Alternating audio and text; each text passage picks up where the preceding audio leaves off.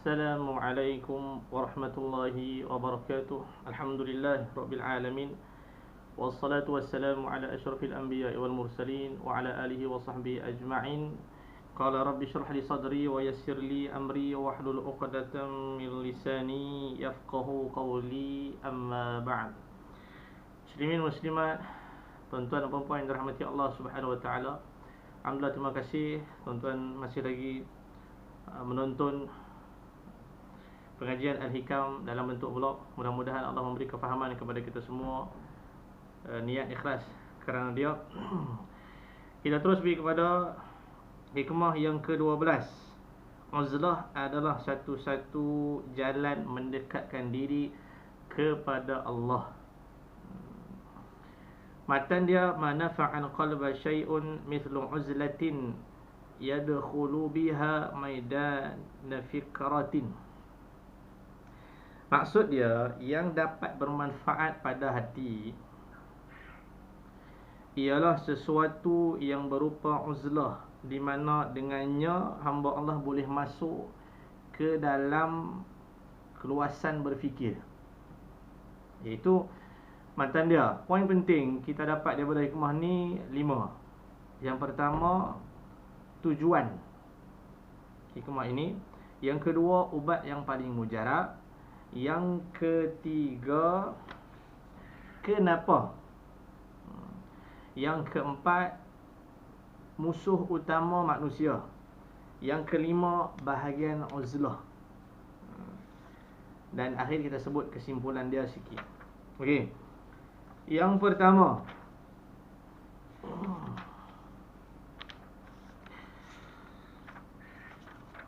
apabila kalam hikmah yang lalu menggambarkan kepada kita sebahagian jalan untuk bagaimana mencapai kesempurnaan ibadah.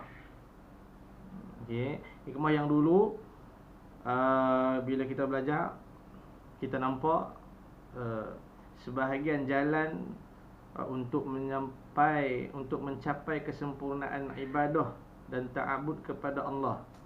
Antara salah satu dia, syarat dia yang dulu, tidak mencari nama, tidak mencari kemasyhuran. Maka dalam kalam hikmah ini, Al-Imam Ibnu Atha' Allah As-Sakandari rahimallahu ta'ala menerangkan kepada kita jalan bagaimana melaksanakan ajaran sebelumnya. Ketahuilah bahawa mengubati penyakit-penyakit hati adalah wajib hukumnya pada hamba-hamba Allah yang bermaksud makrifat kepadanya. Okey.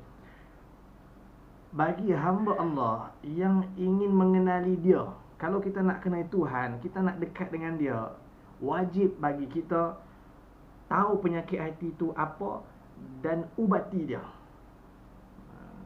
Tapi kalau hang kata hang tak mau dekat dengan Allah, nak duduk macam tu saja, terpulang. Ini kita cerita macam mana kita nak dekat dengan Allah. So dia terangkan cara-cara dia. Penyakit hati ini timbul disebabkan tabiat kemanusiaan yang mengerasi yang terjadi dari mendekati atau menjalankan sesuatu yang bertentangan dengan kebaikan.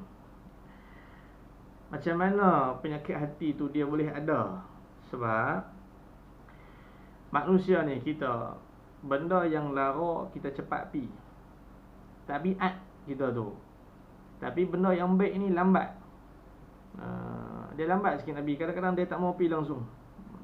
Kalau benda lara, tak ada fikir panjang, tak ada nak fikir 10 kali, terus dia pi. Cenderung pada memperkenankan kehendak hawa nafsu tu. Turut saja kehendak nafsu dia. Bahkan selain daripada itu, ia juga terjadi dari rasa sayang dan cinta kepada alam lahiriah. Sehingga kita sayang sangat dunia ni, cinta sangat kepada alam zahir ini, lalu dia melalaikan untuk kita melaksanakan ta'abud dan ibadat dengan sempurna kepada Allah Subhanahu Wa Taala. Dia jadi lalai lah. Lalai ni dia tahu dah benda tu. Masuk waktu semayang, dia dengar azan, dia tengok jam, dah masuk waktu semayang. Dia tahu semayang tu wajib. Tapi dia ada buat lambat, sat lagi, tak ada urusan apa pun. Dia boleh uruskan segera saja dia. Lalai. Itu satu. So kita nampak tujuan hikmah ini ialah mengubati penyakit-penyakit hati yang timbul disebabkan tabiat manusia ini suka cenderung memperkenankan kehendak hawa nafsu, dan juga rasa sayang dan cinta kepada alam lahir ini menyebabkan dia lalai untuk melaksanakan perintah Allah dengan sempurna. Yang kedua, ubat yang paling mujarab. Kita dah tahu dah penyakit dia. So ubat dia apa? Untuk mengubati penyakit hati, sebagaimana yang telah kita ketahui, ada bermacam-macam jalan dia. So penyakit hati ni banyak kan, ubat itu banyak. Tapi jalan yang paling bermanfaat dan berhasil, kata dia, dengan uzlah. Uzlah ialah mengasingkan diri untuk tidak bergaul dengan orang-orang yang menurut kacamata agama dan akhlak adalah tidak baik bergaul dengan mereka. Uzlah di sini dalam bentuk umum. Okey. Kita bukan uzlah masuk dalam gua, bertapa lama di sana, patut dah. Ini uzlah dalam bentuk umum. Jadi faham dia, kita setiap hari kita ada masa. Kita ambil sat 20 minit, 15 minit lepas sembahyang asar.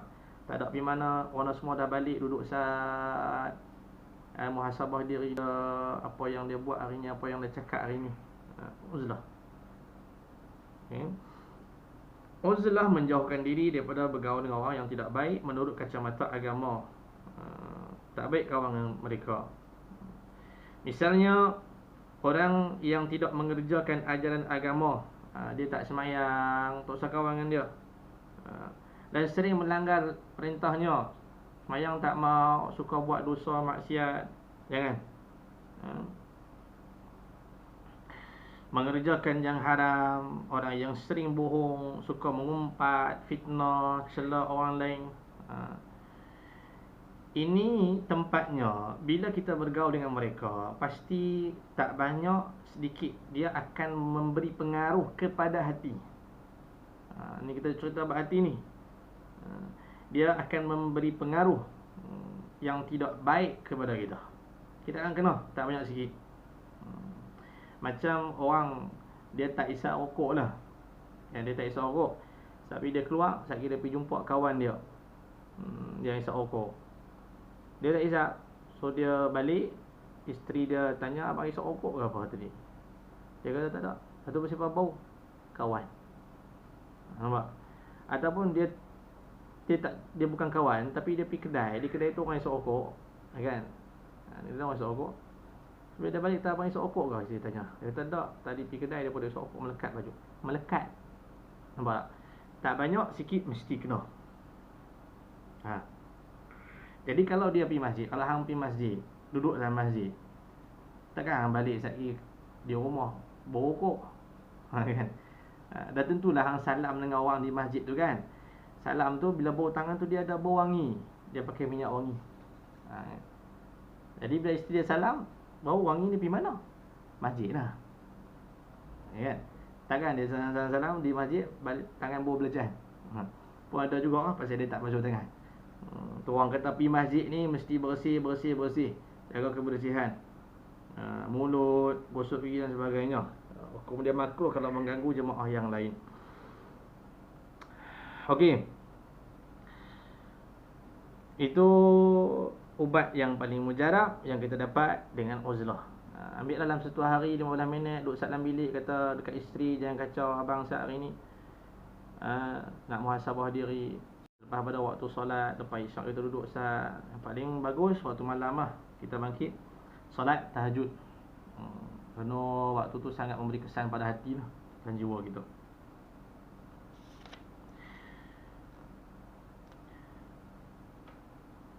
Apabila kita tidak kuat bergaul dengan mereka, payah kita memisahkan diri dari mereka. Dia memang nak tinggal kawan ni memang cukup susah.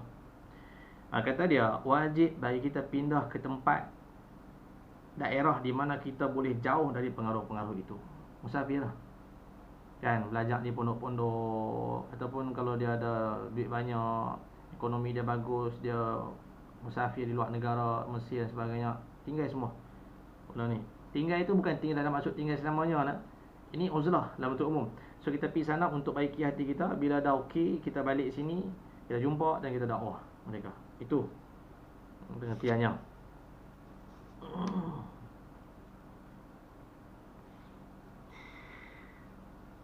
Dua. Yang ketiga, kenapa kena uzlah? Jawabnya, dengan uzlah hati kita dapat melihat dan otak kita dapat berfikir pada segala sesuatu yang bermanfaat demi untuk kebahagiaan kita dunia dan akhirat. Dia kata mengasingkan diri ni, kita otak ni dia boleh berfikir, dia boleh muhasabah. Kalau duduk dengan orang-orang ramai di tengah masyarakat ni, dalam town, bising-bising apa semua ni, dia tak boleh nak muhasabah, mengoreksi tubuh kita dan anggota-anggota badan kita. Apakah pakaian kita pakai ni halal ataupun tidak, hari ni kita makan apa, halal ke haram, kita cakap apa. Benda tu semua halus tau. Dia tak boleh fikir kalau hang duduk di tengah-tengah masyarakat ramai-ramai. So hang mesti cari tempat yang tenang, satu masa sat duduk muhasabah, otak tu dia akan terbuka, dia akan berjalan. Tiap satu. Nampak tak? Itu cara dia, uzlah. So dia akan memberi manfaat pada hati kita tu. Lagi. Yang keempat, musuh utama manusia ini ada 4. Nombor 4, musuh dia pun 4. Yang ni tuan-tuan pergi mana sekali pun lah, dalam mana-mana kitab pun, hatta kalam Ikhwan ke-80 lebih pun, inilah musuh dia. Tak ada yang lain dah bagi manusia itu, bagi kita. A, dunia. B, syaitan. C, nafsu. Dan D, hawa. Adapun dunia, senjatanya makhluk, penjaranya uzlah. Syaitan senjatanya kenyang, penjaranya lapar. Tu.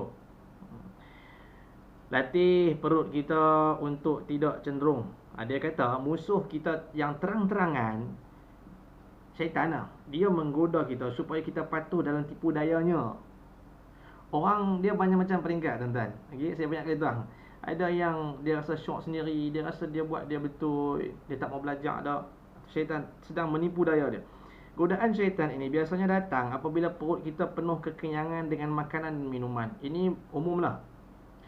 Kalau hang makan jadi 5 pinggan, sekali makan 10 pinggan, kenyang, sandak, duduk, masa tu dia senang mai dan dia senang goda. Tak salah Islam ni kalau hang teringin makan, silalah hang teringin makan durian ke, hang teringin makan apa ke, kambing ke, sila, tak salah. Yang salah tu hang ambil lebih. Dapat tu ni dah tibai 10 pinggan, memang salah lah. Kenyang. Godaan syaitan ni biasanya datang apabila perut kita penuh kekenyangan dengan makanan dan minuman. Oleh sebab itu, hendaklah kita latih perut kita untuk lebih cenderung kepada lapar daripada kenyang. Latih perut tu dia ni supaya jangan duk selalu kenyang sangat. Kerana kekenyangan perut menyebabkan berat ibadah, tu natijah dia. Dan lebih senang tidur, dan lain-lain, berupa pekerjaan yang sifatnya bukan ibadah. Bila perut kita kenyang, biasanya pekerjaan yang sifat dia bukan ibadah, dia akan suka. Dia akan cenderung untuk memenuhinya. Dia nak dekat bulan puasa ni. Makan adalah suatu keharusan dan juga minum, tapi janganlah makan dan minum itu sampai ke taraf di mana kita melaksanakan perintah Allah Subhanahu wa taala. Nafsu senjatanya tidur, penjaranya jaga malam. Nafsu ni dia timbul umumnya lah apabila kita banyak tidur.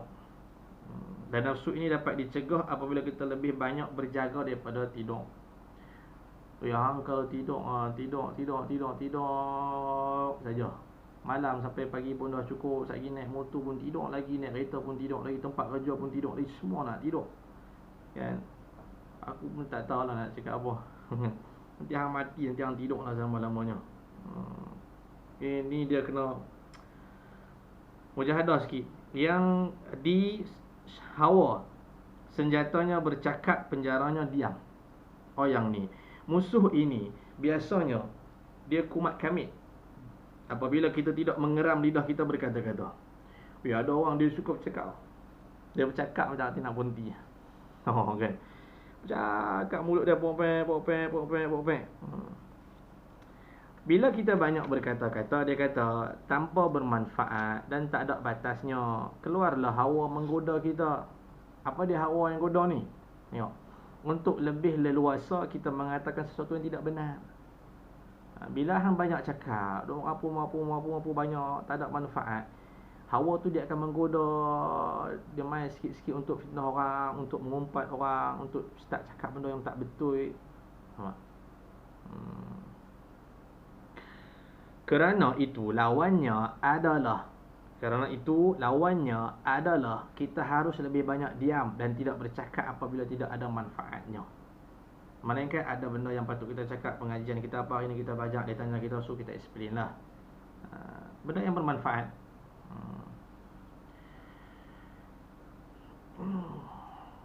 Empat, habis. Dan yang kelima, bahagian uzlah. Uzlah ni dia ada dua. Okey, A dan B. A uzlah dengan hati dan diri. B uzlah dengan hati sahaja. A uzlah dengan hati dan diri, yakni menjauhkan hati kita dan diri kita dari segala makhluk, yakni dari manusia. Seperti uzlah Rasulullah sallallahu alaihi wasallam di Gua Hira, dan uzlah Ashabul Kahfi seperti mana yang diterangkan oleh Allah Subhanahu wa taala dalam Al-Quran. B uzlah dengan hati sahaja. Yang ni special sikit lah. Tetapi tubuh jasmani kita tetap bergaul dengan manusia. Tubuh jasmani ni ada dalam masyarakat, tapi hati ni bergaul dengan Allah Subhanahu wa taala. Uzlah tingkatan ini adalah uzlah orang yang dapat menyelamatkan imannya dan agamanya meskipun bergaul dengan siapa sahaja. Hamba-hamba Allah dalam tingkatan ini dapat diketahui seperti wali Allah Rabi'atul Adawiyah. Beliau berkata dalam perasaan hati yang menghadap kepada Allah, dia kata, sesungguhnya aku jadikan engkau dalam hatiku berbicara dan berdialog. Sedang tubuhku aku biarkan duduk dengan siapa saja. Maka tubuhku berjinak-jinak dengan orang yang duduk di sampingnya. Zahir nampak jasad dia, tubuh dia ada di tengah-tengah orang,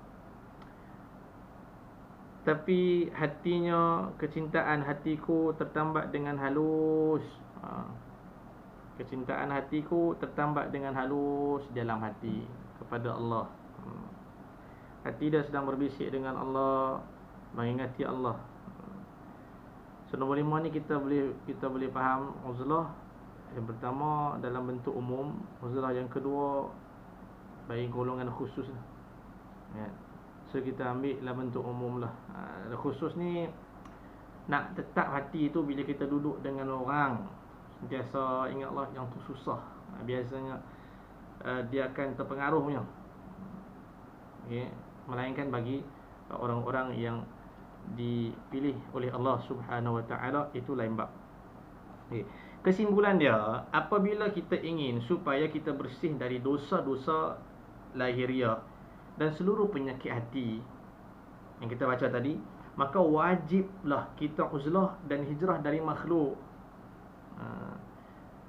Apakah dengan hati dan tubuh? Pilihlah mana yang lebih sesuai dengan kekuatan kita.